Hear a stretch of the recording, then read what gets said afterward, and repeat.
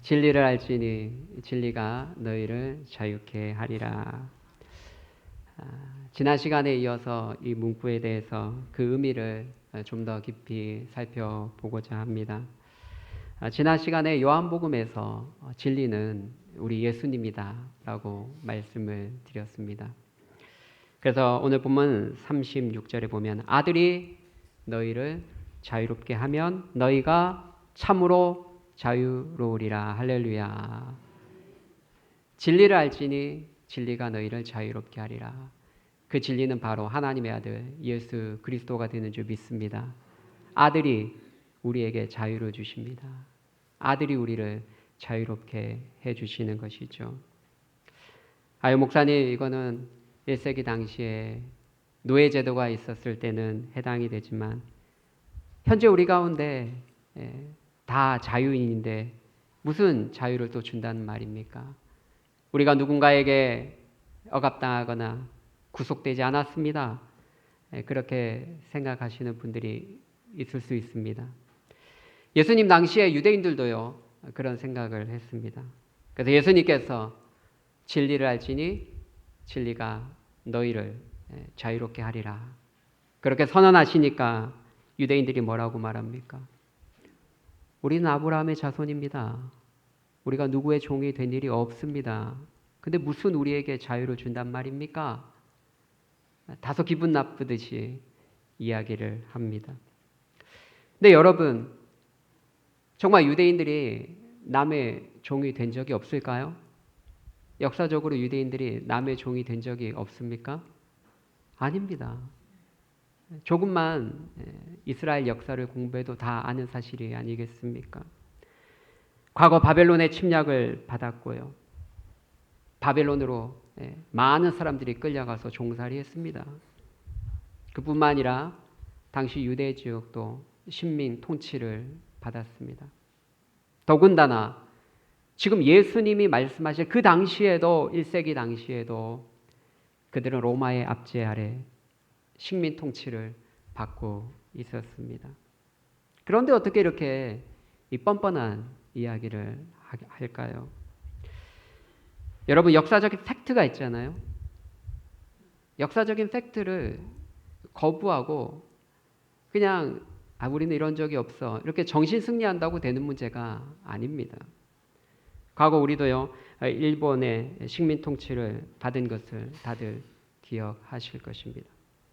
그냥 우리가 자존심 때문에 그런 적 없어, 우리는 그런 적 없어, 그렇게 정신 승리한다고 사라지는 것이 아닙니다. 여러분,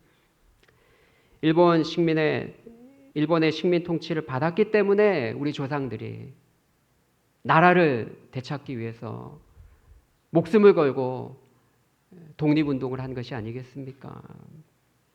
여러분, 손기정 선수가 일장기 달고 싶어서 달고 뛰었습니까? 일본의 식민 통치 아래 있기 때문에 어쩔 수 없이 그 몸에 일장기를 달고 마라톤을 뛸 수밖에 없었던 것이죠. 아마 그분의 마음 속에는 태극기가 있었을 것이라 저는 생각을 합니다. 우리가 이런 역사적인 사실을 분명히 알고 받아들여야 됩니다. 우리가 지난날의 치욕적인 과거를 부정하면서 그런 일 없지, 그냥 정신 승리한다고 될 문제가 아니라는 말씀이죠. 과거의 일본의 만행을 규탄하면서 동시에 우리는 우리의 힘을 길러야 합니다. 다시는 이런 치욕적인 역사가 발생하지 않도록 국방력을 강화하고 자유 대한민국을 지킬 수 있도록 군사적으로 또 경제적으로 정치적 역량을 지속적으로 키워 나가야 하는 것이죠. 지금도 우리 중동의 이스라엘 전쟁을 우리는 보고 있습니다. 작지만 전 세계 그 누구도 무시할 수 없는 경제적, 군사적 강국이 된 이스라엘을 보고 있습니다. 강원도만 아주 작은 땅덩어리입니다. 인구 1000만 명도 안 됩니다. 거기 사는 유대인들은 900만 명 정도 되는데요. 그런데 놀랍게도 주변에 그 이슬람의 10억 명의 그 인구와 대치해서 그 땅을 지켜내고 있습니다. 이스라엘 전쟁에 지금 정당성을 논하자는 것이 아닙니다. 우리가 이런 역사적 사실들을 보면서 우리도 과거의 치욕적인 역사를 그냥 없었던 것으로 생각하는 것이 아니라 그것을 되새기면서 우리나라를 더욱더 강하게 만들어 나가야 된다라는 것이죠. 그런데요, 예수님이 오늘 주시는 이 자유는요, 식민 통치로부터의 자유가 아니었습니다. 사실 예수님이 말씀하실 당시에 유대인들은 로마의 압제 아래 있지 않았습니까? 사실 그들에게 필요한 자유는 로마의 압제로부터의 자유가 필요했죠. 그래서 예수님께서 진리를 알지니 너희가 진리를 자유케 하리라 했을 때 그들은 예수님 맞습니다. 우리가 자유가 필요합니다. 지금도 로마의 압제 아래 있지 않습니까? 우리에게 자유를 줄 메시아를 우리는 기대하고 있습니다. 고대하고 있습니다. 그렇게 적어도 얘기했어야 돼요. 근데 그들은 민족적 자부심에 도취되어 역사적 사실도 망각했어요. 알면서도 거부하고 싶었는지 모르겠지만 역사적 팩트를 무시하고 있습니다. 우리는 아브라함의 자손입니다. 누구도 누구의 종도 된 적이 없습니다. 그렇게 이야기를 하고 있는 것이죠. 만약에 제가 그 자리에 있었더라면 야 무슨 말하냐. 너희들 역사적으로 바벨론 포로 끌려갔잖아. 또 마카비 혁명이 있기까지 헬라의 식민 통치 받았잖아. 지금도 로마의 압제 아래 있잖아. 너 무슨 헛소리 하고 있냐. 아마 이런 식으로 제가 일침을 가했을 것 같아요. 그런데 예수님은요. 야 너희들 강대국의 지배를 받은 그 흑역사를 기억 못하니? 그런 말씀을 한 말씀도 안 하십니다. 왜 그럴까요? 우리 예수님이 이스라엘의 역사를 모를 리가 없지 않습니까? 우리보다 훨씬 더 잘 알지 않습니까? 근데 왜 그들의 말에 대해서 반박하지 않고 예수님이 다른 말씀을 하실까요? 오히려 예수님이 뭐라고 말씀하십니까? 죄를 범하는 자마다 죄의 종이라. 왜 예수님께서 그들의 엉뚱한 말에 대해서 그들이 식민 통치를 받아온 그 많은 사례를 한 말씀도 하지 않으시고 죄를 짓는 자마다 죄의 종이라 그 말씀을 하셨을까요? 우리 예수님이 보실 때 우리 인생들에게 있어서 가장 큰 억압과 속박은 다른 나라로부터 식민 통치를 받는 그런 정치적인 속박이 아니라 바로 죄에 대한 속박이라고 우리 주님은 보신 것입니다. 유대인들을 포함해서 죄 짓는 모든 사람들은 여러분 죄의 종입니다. 죄의 노예입니다. 우리 예수님이 볼 때 우리 인생들을 바라볼 때 그 죄의 노예, 죄의 속박 아래 있는 것이 가장 큰 문제라고 우리 주님은 보신 것이죠. 죄 짓는 모든 사람은요 죄의 노예로 살아갑니다. 그들은 결국 사망을 맞이하게 될 것입니다. 여러분 그거 알고 계십니까? 여러분이 성경을 조금만 깊이 읽고 묵상하시면 이 죄와 이 사망이 이 세트로 묶여 있다라는 것을 여러분은 깨닫게 될 것입니다. 여러분 죄가 있는 곳에는 형벌이 주어지고 반드시 사망으로 가게 되어 있습니다. 죄와 사망은 세트로 묶여 있습니다. 이것은 마치 언약의 말씀에 대한 믿음과 영생이 세트로 묶여 있는 것과 같습니다. 죄와 사망이 세트로 묶여 있는 그 이유는 그것을 연결해주는 고리가 있기 때문에 그렇습니다. 그것은 바로 율법의 조문과 사탄의 역사입니다. 율법의 조문과 사탄의 역사로 말미암아 죄가 사망과 세트로 묶여져 있는 것이죠. 하나님의 약속의 말씀에 대한 믿음과 영생도 마찬가지입니다. 이 두 개가 세트로 묶여 있는데 그것이 세트로 묶여질 수 있는 이유는 바로 성령의 역사가 있기 때문에 그렇습니다. 성령의 역사가 있기 때문에 그것이 세트로 묶여지는 것이죠. 죄를 짓는 자마다 사탄의 역사가 있습니다. 사탄의 부추김과 유혹이 있고요. 거기에 이기지 못하고 죄를 짓게 되면 율법의 조문이 그 죄에 대한 형벌을 부과하고 결국은 우리를 사망으로 끌고 가게 되는 것이죠. 현대 지식인들은요, 우리가 자유의지를 가지고 있다고 생각합니다. 짬뽕, 짜장면 어느 거 좋아하십니까? 우리가 중국집 가서 우리 마음대로 선택하는 것처럼 선과 악의 길이 있을 때 결국은 우리가 자유의지를 가지고 선택할 수 있다라고 생각을 합니다. 종교개혁 당시 에라스무스가요, 인문주의자 에라스무스가 인간들의 자유의지론을 주장했습니다. 선과 악이 놓였을 때 우리가 선택할 수 있다는 거예요. 얼마든지 하나님이 기뻐하시는 선의 길을 걸을 수 있다라고 보았던 것이죠. 언뜻 보면 그럴듯합니다. 맞는 것 같아요. 그래야 우리에게 도덕적 책임도 물을 수 있으니까 그것이 맞는 것처럼 보여요. 그런데요, 종교개혁자 루터는요, 그에 반해서 노예 의지론을 주장했습니다. 거듭나지 않은 복음의 말씀과 성령으로 말미암아 그 내면이 거듭나지 않은 모든 자연인들은 자유의지가 있는 것이 아니라 노예의지다라고 그렇게 보았습니다.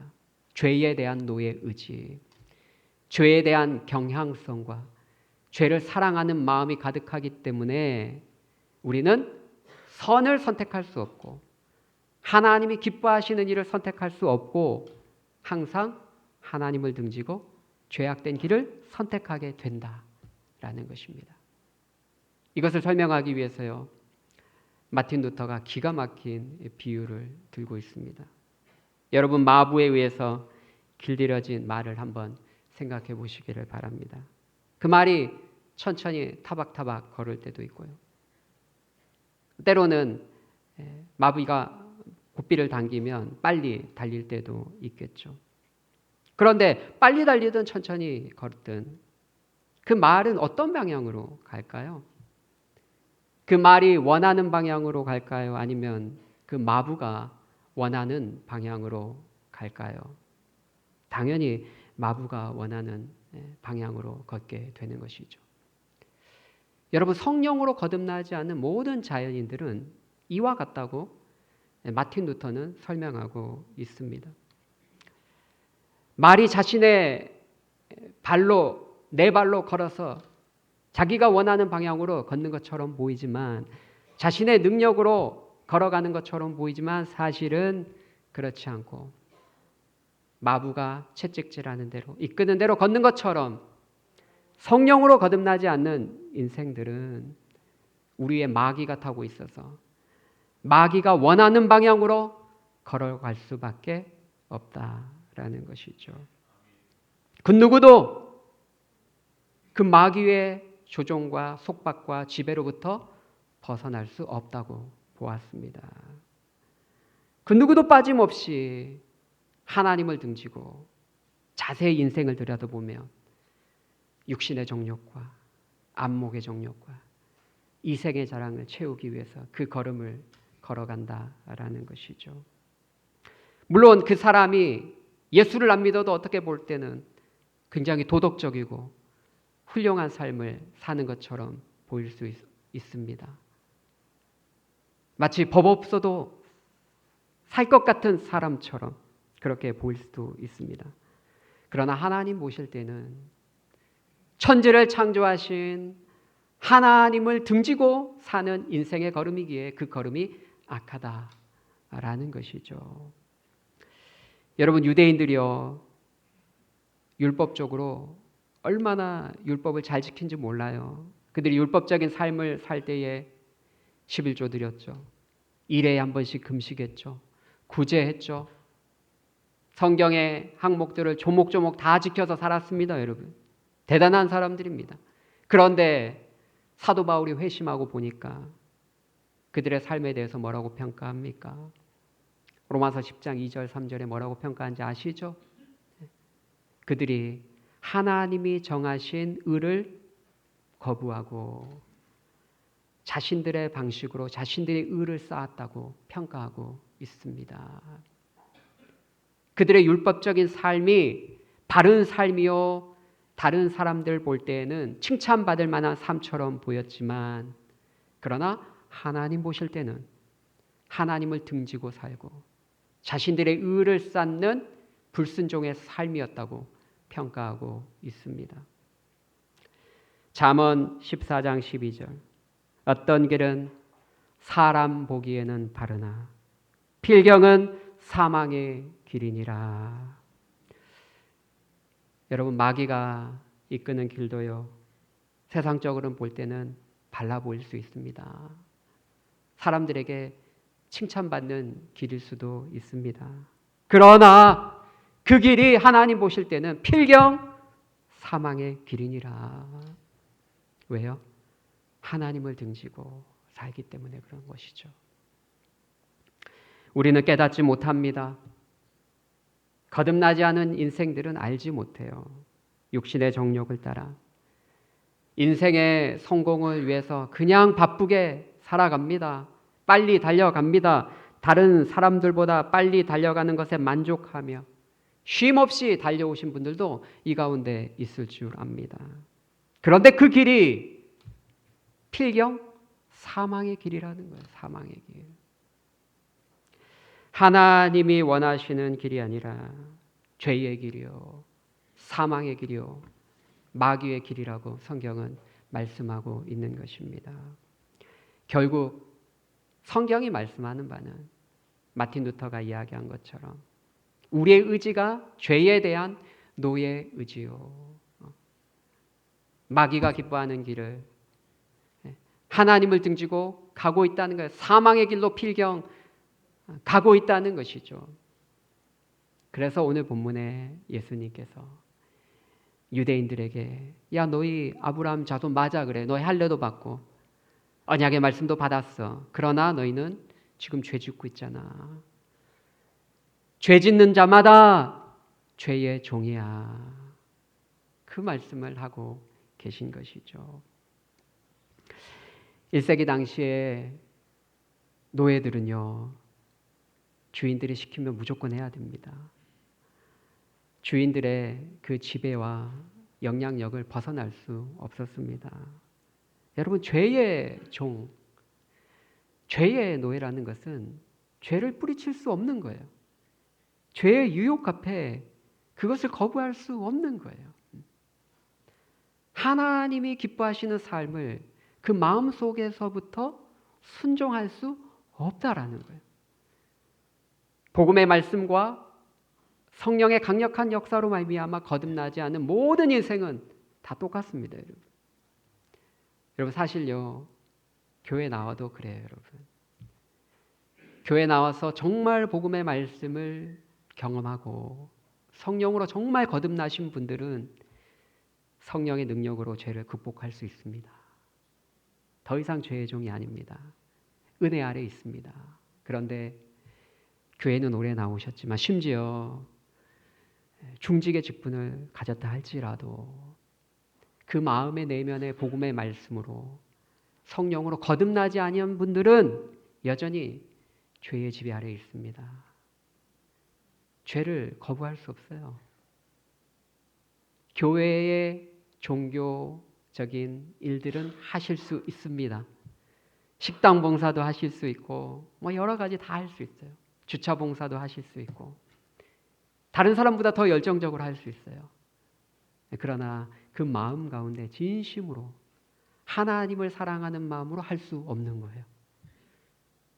자신의 체면, 자신의 직책에 대한 사람들의 눈, 그것 때문에 노예처럼 종처럼 할 수 있어요. 종은 어때요, 여러분? 종은 항상 눈치 보잖아요. 종업원을 일하면 항상 주인 눈치 봐야 돼요. 자유가 없어요. 하나님을 섬겨도 종처럼 섬기는 거예요. 기쁨이 없는 거예요. 체면 때문에 섬기는 거예요. 신령한 기쁨 가운데 하나님을 사랑하는 마음으로 섬길 수 없다라는 것이죠. 로마서 3장 9절에 유대인이나 헬라인이나 다 죄 아래 있다고 우리가 이미 선언하였느니라. 의인은 없나니 하나도 없으며 깨닫는 자도 없고 하나님을 찾는 자도 없고 다 치우쳐 무익하게 되고 선을 행하는 자 없나니 한 사람도 없도다. 여러분, 타락한 우리 인생들에 대한 하나님의 평가입니다. 여러분, 우리가 서로 볼 때는 다들 천사 같고 다들 법 없어도 살 사람처럼 다들 좋아 보이잖아요. 우리 옆에 분들 보세요. 어때요? 아닌가요? 다들 그렇게 보여요. 그런데 하나님이 오실 때는 의인은 없나니 한 사람도 없다. 선을 행하는 자 없으니 한 사람도 없다. 성령으로 거듭나지 못한, 복음의 말씀으로 새롭게 되지 못한 인생들에 대한 하나님의 직설적인 평가입니다. 그러면 어떻게 우리가 이 죄의 속박으로부터 벗어날 수 있을까요? 어떻게 이 죄된 노예 상태에서 우리가 벗어나서 참된 자유를 얻을 수 있을까요? 그 방법이 있습니다. 바로 하나님의 아들 예수 그리스도께서 오직 예수님만이 우리를 자유케 하시는 줄 믿습니다. 하나님의 아들이 그래서 자유를 주신다는 거예요.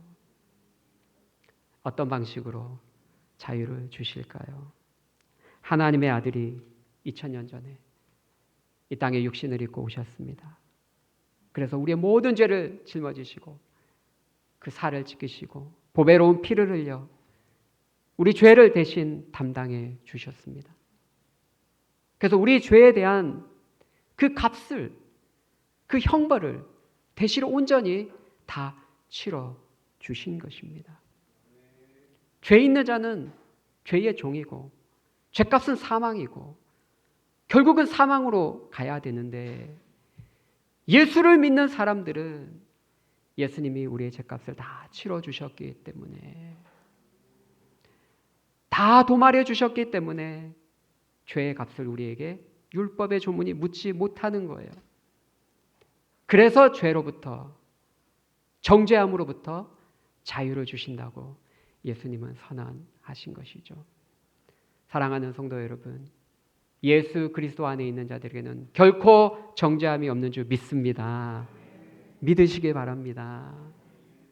이것이 예수 안에 있는 자들에게 주시는 자유함의 원리입니다. 거기서만 그치는 것이 아니에요, 여러분. 객관적으로 우리에게 정죄함을 제거해 주시고, 거기서만 그치는 것이 아니라 주관적으로 우리 마음 가운데 하나님의 영을 부어 주셨습니다.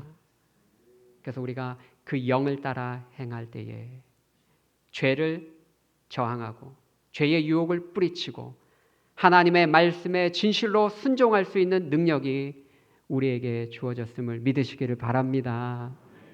십자가에서 율법의 조문을 다 폐하셨어요, 여러분. 그래서 골로새서 2장 14절에 우리를 거스리는 불리하게 하는 법조문에 쓴 증서를 십자가에 못 박으시고 제하여 버렸다 말씀하고 있습니다. 율법이 더 이상 우리에게 영향력을 행사하지 못합니다. 율법의 조문이 더 이상 우리를 정죄하지 못해요. 그뿐만 아니라 아들의 영을 우리에게 부어주셔서 우리가 우리 안에 있는 성령의 능력을 의지하며 나아갈 때 죄의 유혹을 뿌리치고 하나님이 기뻐하시는 승리의 삶을 살게 되는 줄 믿습니다. 그 원리를 믿고 따라 사는 사람들이 비로소 죄의 노예로부터 벗어나서 자유의 삶을 살게 되는 것이죠. 그래서 사랑하는 성도 여러분, 여러분들이 예수 그리스도의 십자가의 복음을 믿으셔야 돼요. 온전히 믿으셔야 돼요. 그리고 여러분 안에 거하시는 성령의 능력을 간구해야 합니다. 그리고 예수님의 말씀을 가까이 하고 그 말씀 안에 거하셔야 됩니다. 내 말이 너희 안에 거하면 너희가 내 제자가 되고 그 제자가 된 사람들이 빛의 삶을 살고 자유의 삶을 살게 되는 것이죠. 요한복음에는요, 중요한 신학 주제들이 몇 가지 있는데 그 가운데 하나가 바로 하나님의 아들됨입니다. 하나님의 아들이 이 땅에 오셔서 그를 믿는 자들에게 아들의 권세를 주셨다라는 거예요. 자유를 주셨다는 것은 사실은 아들이 되었기 때문에 자유가 주어지는 것이죠. 요한복음 1장 12절 영접하는 자, 우리 같이 한번 외워볼까요? 시작. 영접하는 자, 곧 그 이름을 믿는 자들에게는 하나님의 자녀가 되는 권세를 주셨으니 할렐루야. 여러분이 정말 예수 그리스도를 믿으십니까? 그럼 여러분이 하나님의 자녀임을 믿으시길 바랍니다. 우리는 더 이상 마귀의 종이 아닙니다. 마귀가 우리의 등에 올라타서 우리의 인생을 조종할 수 없습니다. 우리의 주인은 예수님이 되십니다. 이제 우리가 마귀의 자녀가 아니요, 하나님의 자녀요, 의의 자녀요, 은혜 아래 있음을 우리가 믿는다면 이제는 빛의 자녀답게 살아가야 하는 것입니다. 우리가 의의 자녀인데, 하나님의 자녀인데 마귀의 유혹 앞에, 마귀의 지시에 굴복할 필요가 없는 것이죠. 갈라디아서 4장에는요 이렇게 이야기합니다. 때가 참에 하나님의 아들을 보내사 여자에게 나게 하시고 율법 아래 나게 하신 것은 율법 아래 있는 자들을 속량하시고 우리로 아들의 명분을 얻게 하려 하심이라.